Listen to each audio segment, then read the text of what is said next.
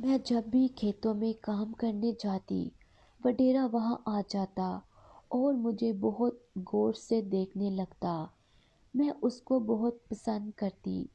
एक दिन उसने मुझे बहानों से एक दिन उसने मुझे बहाने से खेतों में बने डेरे पे बुला लिया। मेरा नाम कुलसूम है।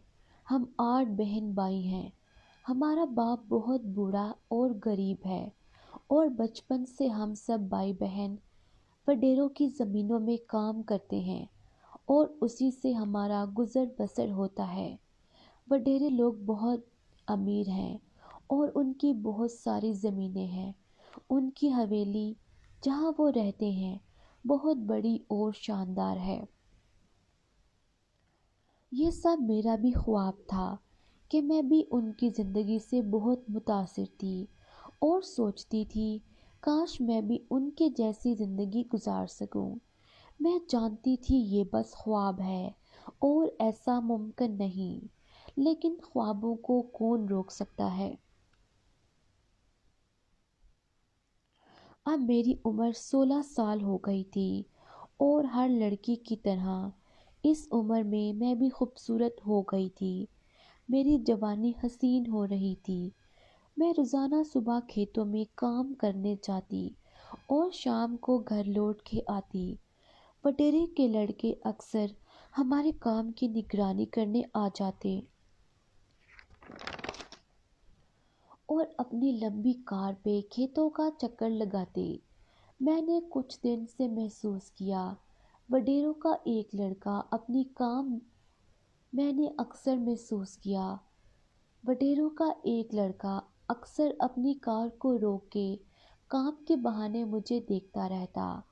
ना जाने क्या वजह थी, मुझे उसका देखना बहुत अच्छा लगता और मैं सोचती उसको अपनी जानिब कैसे खींचूं। इस तरह कुछ दिन गुजरे और उसका मुझे रुक के देखने का सिलसिला यूं चलता रहा।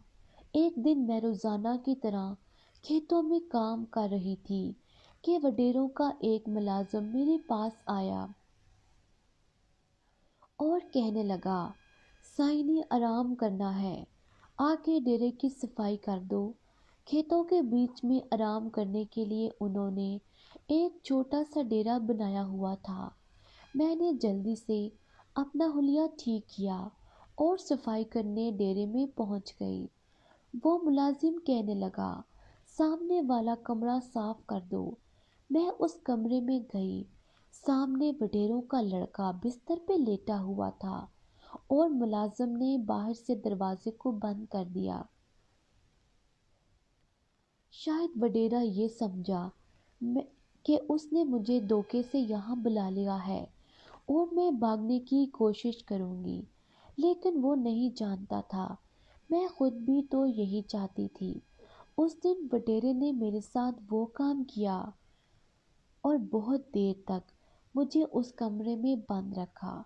उस दिन मैं बहुत खुश थी क्योंकि मेरी ख्वाहिश पूरी हो गई थी।